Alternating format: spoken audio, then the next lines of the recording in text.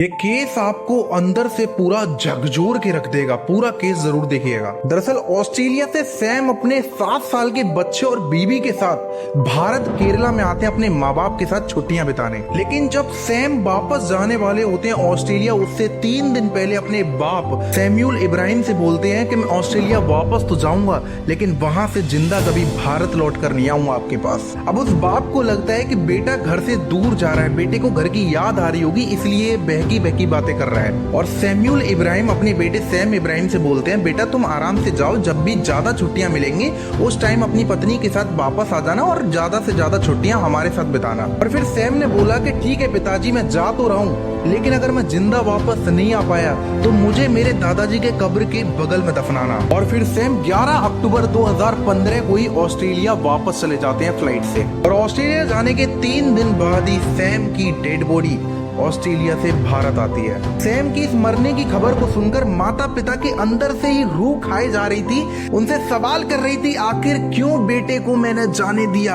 आखिर क्यों नहीं अपने बेटे को मैंने रोका, आखिर जब मेरा बेटा बहकी बातें कर रहा था तब मैंने इस पर ध्यान क्यों नहीं दिया। लेकिन सैम के पिता इसमें कुछ कर भी नहीं सकते थे, क्योंकि डेथ का जो कॉज बताया गया था उसमें लिखा था कि साफ साफ नेचुरल डेथ है।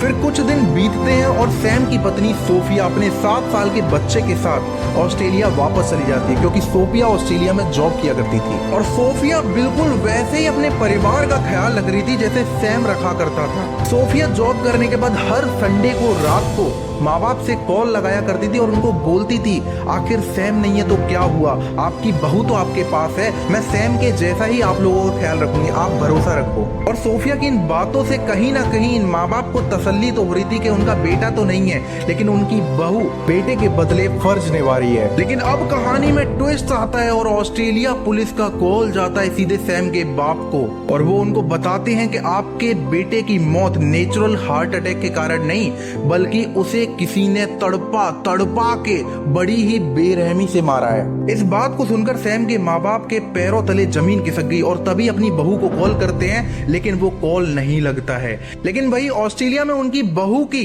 एक बहन भी रहा करती थी, तब वो उस पर कॉल करते हैं तो उनकी बहन बताती है कि लगभग 7-8 दिन से तो मेरी भी बात नहीं हुई दीदी से। और फिर लंबी जांच के बाद एक ऐसा सच का खुलासा होता है जिसने सबको चौंका के रख दिया। जो पुलिस इन्वेस्टिगेशन कर रही थी भाई, वो हक्के बक्के रह गए, और जो सैम के माँ बाप थे उनके तो मानो के पैरों तले से जमीन ही खिसक गई कि ऐसा आखिर कोई कैसे कर सकता है। अगर आप भी पूरा सच जानना चाहते हो तो मुझे फॉलो कर लेना सेकंड पार्ट के लिए।